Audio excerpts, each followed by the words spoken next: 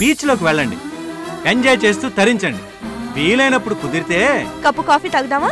కాదు, అప్పుడు మీ ల్యాప్టాప్ గురించి ఆలోచిద్దాం. అందాక బాయ్ బాయ్.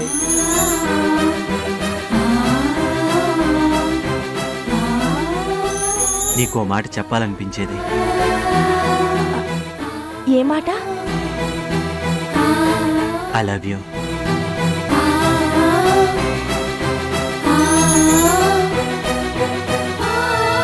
కృష్ణ, క్యాష్ తీసుకురావడం మర్చిపోయాను. ఇప్పుడెలా? అవునా, ఇట్స్ ఓకే, నా దగ్గర క్రెడిట్ కార్డు ఉంది.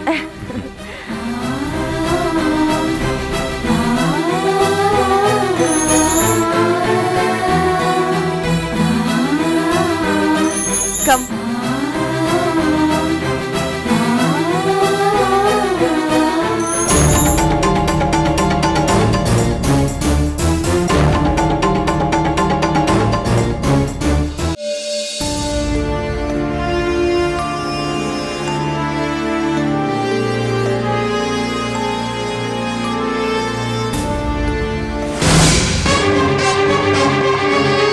సౌందర్య, సౌందర్య, సౌందర్య,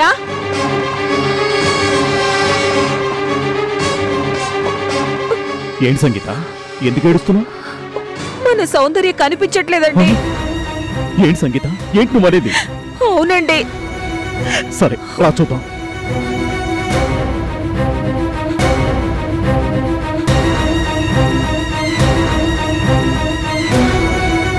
డాక్టర్, మా అమ్మాయి సౌందర్య కనిపించట్లేదండి. కనపడటం లేదా? రాత్రి ఆమెతో పాటు ఎవరున్నారు? నా భార్య ఉందండి. నర్స్. Yes doctor. వీళ్ళ అమ్మాయి సౌందర్య కనపడటం లేదట? అవును డాక్టర్, రాత్రి చూశాను, ఇంజెక్షన్ కూడా ఇచ్చాను. ఇప్పుడు చూస్తే కనిపించడం లేదు. ఎక్కడికి వెళ్ళి ఉంటుంది? సరే చూద్దాం పదండి. సంగీత, సౌందర్య కనిపించ లేదండి. అటు చూద్దాం పదండి.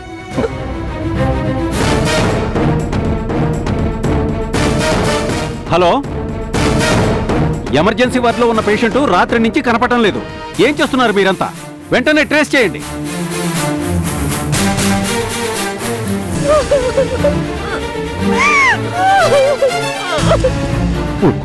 ఊరుకో సంగీత, ఊరుకో, ఊరుకో.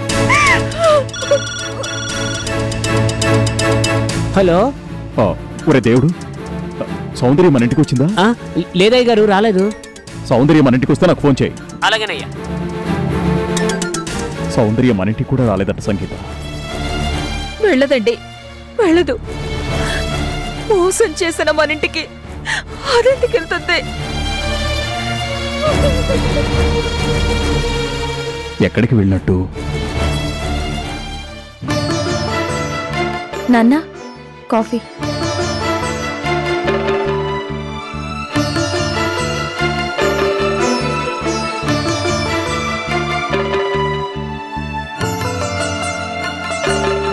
ఏమిటండి, డ్యూటీకి వెళ్తున్నారా? ఏమిటి కొత్తగా అడుగుతున్నావు? ఈ టైంలో డ్యూటీ కాక ఇంకెక్కడికి వెళ్తాను? అది కాదండి, అంత గొడవ జరిగి నిశ్చితార్థం ఆగిపోయిన తర్వాత కూడా మీరు డ్యూటీకి వెళ్తున్నారా అంటున్నాను. నిశ్చితార్థం అయిపోతే నేను డ్యూటీకి వెళ్ళకూడదా? అసలు నువ్వు మాట్లాడే దాంట్లో ఏమైనా అర్థం ఉందా? అంటే సౌందర్య వల్లే మన అర్చన నిశ్చితార్థం ఆగిపోయింది కదా, అందుకని. అందుకు ప్రతీకారంగా నేను డ్యూటీకి వెళ్లకుండా ఉద్యోగం మానేయాలా? అమ్మ ఉద్దేశం అది కాదు నాన్న. మరేంటి? ఏదో మన మూలంగానే సౌందర్య హాస్పిటల్ పాలైందని సంగీత అంటే అనుకుంటున్నారు కదా. మీరు డ్యూటీకి వెళ్తే ఆవిడేమైనా మిమ్మల్ని అవమానిస్తుందేమో అని అమ్మ భయం. అందుకే డ్యూటీకి వెళ్తారా అని అడుగుతుంది. చూడమ్మా, నేను పనిచేసేది హర్ష దగ్గర. హర్ష ఏమన్నా అంటే నేను పట్టించుకోవాలి, కానీ మిగతా వాళ్ళు ఏమన్నా నేను పట్టించుకోను. పైగా సౌందర్య ఎప్పుడు మామూలు మనిషి అవుతుందని సంగీత మా ఆందోళనలో ఉన్నారు. ఇప్పుడు నన్ను పిలిచి ఇవన్నీ అడుగుతుంది అనుకున్నారా? మీ పిచ్చి ఊహ గాని. ఫోన్లేండి, మాది ఊహే కావచ్చు. మీరెక్కడ మళ్ళీ మాట పడతారోనన్న బాధతో అడిగాను. తప్పైతే క్షమించండి. చూడు, నా వల్ల హర్షకు నష్టం రానంత వరకు మన రెండు కుటుంబాల మధ్య ఎన్ని సమస్యలు వచ్చినా నేను ఉద్యోగం మారే ప్రసక్తే లేదు. జీవితాంతం నేను హర్షకి కారు డ్రైవర్నే, ఆయన నాకు యజమానే. ఇందులో ఎలాంటి మార్పు రాదు. దయచేసి ఈ ప్రస్తావన ఇంకెప్పుడు తీసుకురావద్దు. సర్లేండి నాన్న, ఇంకెప్పుడు అమ్మ ఈ విషయం గురించి మాట్లాడదు. మీరు ప్రశాంతంగా డ్యూటీకి వెళ్ళిరండి.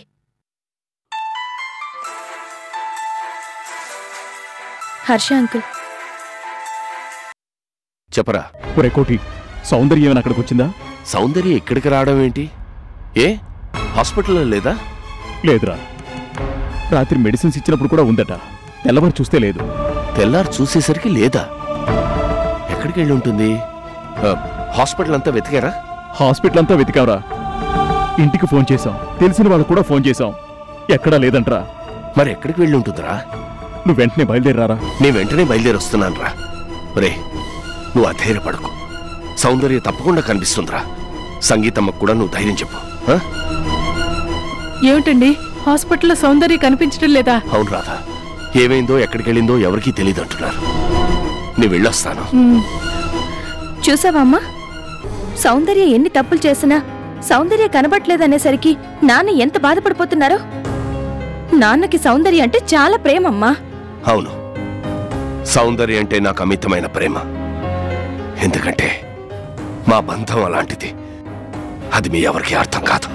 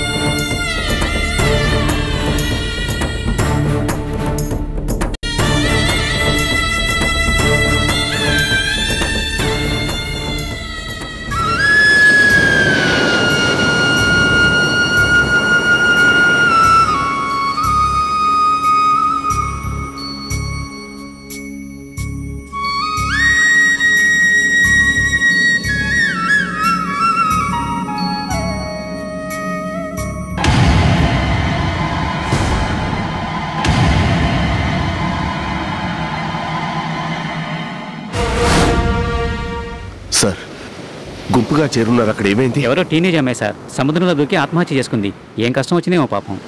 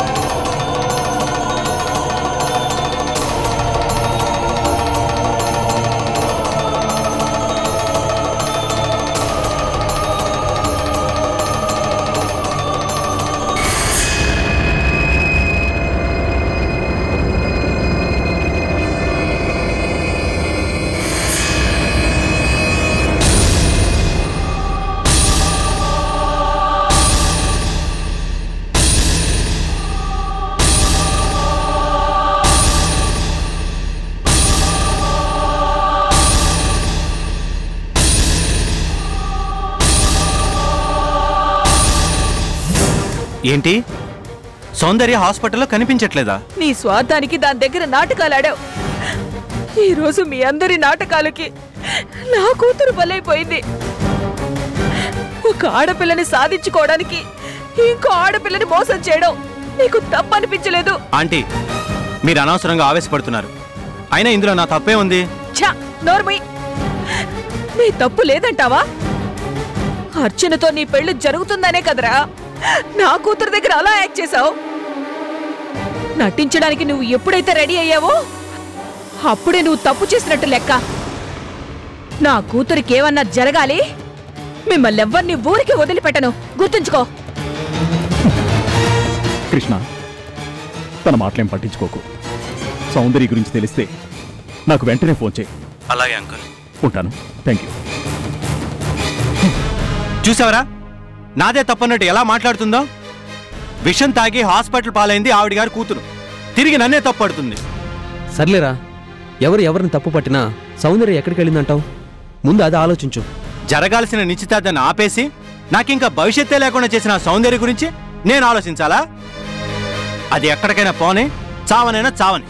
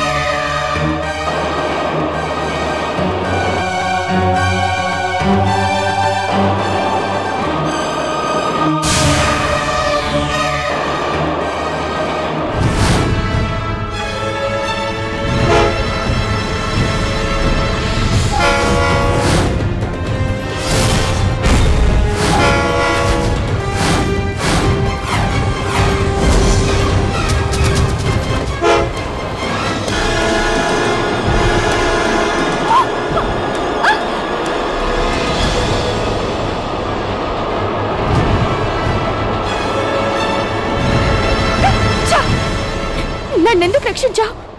కనీసం చచ్చే అదృష్టం కూడా నాకు లేదా? సావడం అదృష్టం అని నువ్వు అనుకుంటున్నావంటే బతుకు మీద నీకు రోత అనిపిస్తుందని నాకు అనిపిస్తుంది. సావాలని ఎందుకు అనుకుంటున్నావో ఓ పాలు చెప్పు. నేను నీకెందుకు సంజాయిషి చెప్పుకోవాలి? నాన్ను నీ సంజాయిషి కోసమో సమాధానం కోసమో అడగట్లేదమ్మా. సావడానికి కారణం సరిగ్గా ఉన్నదా లేదా అని తెలుసుకోవడానికి అడుగుతున్నాను. లేకపోతే నువ్వు చచ్చిన తర్వాత ఈ చుట్టూ ఉన్న ప్రపంచం అంతా ఏవో ఏదో కారణాలు ఎత్తుక్కొని నిన్ను తప్పుగా చూస్తుందని భయంతో అడుగుతున్నాను.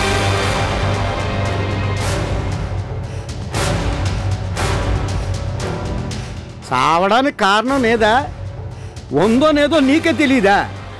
ఎందుకు తెలీదు? నా కన్నవాళ్ళు, నన్ను ప్రేమించిన వాడు కూడా నన్ను మోసం చేస్తే నాకు చావు తప్ప ఇంకేం మిగిలింది? ఈ కారణం చాలదా నేను చావడానికి? కారణం అయితే బాగానే ఉందమ్మా, కానీ ఈ మాత్రానికి చచ్చిపోవాలా అని. చదువుకున్నోళ్ళు కూడా ఇలా తెలివి లేకుండా ఆలోచిస్తారని నిన్ను చూసిన తర్వాత అర్థమైనది. నేను అన్నానని అడ్డుమే గుగ్గులం అయిపోక నిన్ను మోసం చేస్తే తిరిగి మోసం చేసైనా వాళ్ళను నువ్వు గెలవాల. గెలిచి అలా మోసం చేసిన కళ్ళ ముందే నువ్వు అనుకున్నది సాధించాలి. అప్పుడు కదా నీకు సంతోషం. ఇలా సత్య ఏటుంటది, ఏటొస్తుంది చెప్పు. నువ్వెంత పిరిగిదానివని నాను అనుకోలేదమ్మా. మా రంజిత్ కూడా నీ చెయ్యట్టుకుంటేనే కొట్టినవే, మరి నీ బతుకు మీద కొట్టిన మనుషుల్ని ఇలా గొగ్గెత్తావా? నీ సాగు నువ్వు చూసుకుంటావా? చెప్పు. ఎవరి సపోర్ట్ నాకు లేకపోతే, ఎవరికి నేను అక్కర్లేకపోతే నేనెవరి కోసం బ్రతకాలి? నీకోసం బతకాలమ్మా, ధైర్యంగా బతకాల. చూడమ్మా, సత్య ప్రమాణకంగా చెప్తున్నాను, నీకేటి కావాలో చెప్పు. నీ వెనకుండి నాన్న నడిపెత్తాను. నీకు కావాల్సింది నాన్న సాధించి పెడతాను. అందుకు నేనేం చేయాలి? నీ కొడుకుని పెళ్లి చేసుకోవాలంటావా? చెప్పు. చెప్తే నీకు అబద్ధం, నాకు నిజము. నిన్ను కాపాడిన తరువాత నా ఆలోచనే పూర్తిగా మారిపోనది. నువ్వేటి కోరితే అది చేసి తీరుతాను. అది నా బాధ్యత. ఏ, నన్ను కోడల్ని చేసుకోవాలన్న ఆలోచనని అంత త్వరగా వదిలేసావా? నిన్ను కోడల్ని చేసుకోవాలనుకున్నది ఆ అరసబాబుతో బతుకంతా నేత్తం కడదామని. మరి ఇప్పుడు మాత్రం ఏటి మునిగిపోనది? నీ కోరికేటో తెలుసుకొని నీకు సాయపడితే నీ అయితే నేత్తం కట్టలేనా? నాకు వేరే ఏ ఆశ లేదు. కృష్ణతో నా పెళ్లి జరగాలి, అదే నా ఆశ. కెట్నింత మోసం చేసినా ఇంకా అతగాన్ని చేసుకుంటానంతనవా? ఏటిది, ప్రేమ పాంతమా? రెండూను. సరే, నిన్ను మోసం చేసిన అందరి కళ్ళ ముందే ఆ కెట్టంతో నీ పెళ్లి జరిపిస్తాను. నిన్ను నమ్మొచ్చా? నన్ను ఎంతగానో నీకు ఏటి గ్యారంటీ ఇవ్వలేనమ్మా. నమ్ముతావో లేదో నీ ఇట్టం, కానీ నువ్వు మాత్రం సావాలోసిన చేయకమ్మా, నాకు కట్టంగా ఉంటుంది. ఇదిగో చూడమ్మా, నన్ను నమ్మితే నాతో పాటు మా ఇంటికి రా, లేదంటే నీ ఇట్టం.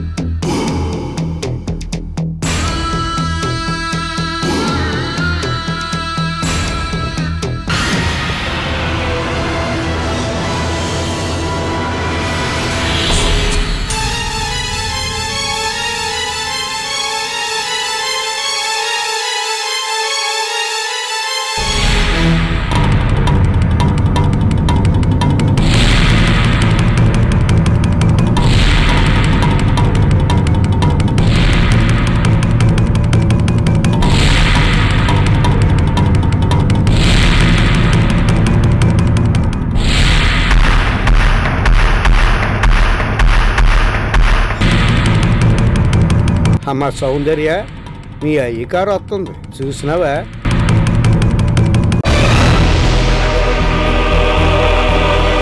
అంకుల్, ఆపకుండా వెళ్ళిపోదాం అంకుల్. ఎందుకమ్మా, పలకరించి వెళ్దాం. అంకుల్, మా డాడీ నన్ను చూస్తే ఇంటికి తీసుకెళ్ళిపోతారు. Please uncle. సౌందర్య, నువ్వేం కంగారు పడకు. కారుకున్న నల్లద్దల వల్ల నువ్వు కనపడవు, లోపల ఉంటావు కదా. మీ అయ్యతో పాలి అతగాడు చేసిన మోసం గురించి చెప్పి 4 షీవేట్లు ఎట్టి వచ్చేట.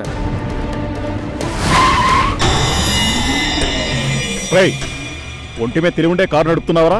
ఇలా నడిపితే హాస్పిటల్కి పోతావరా?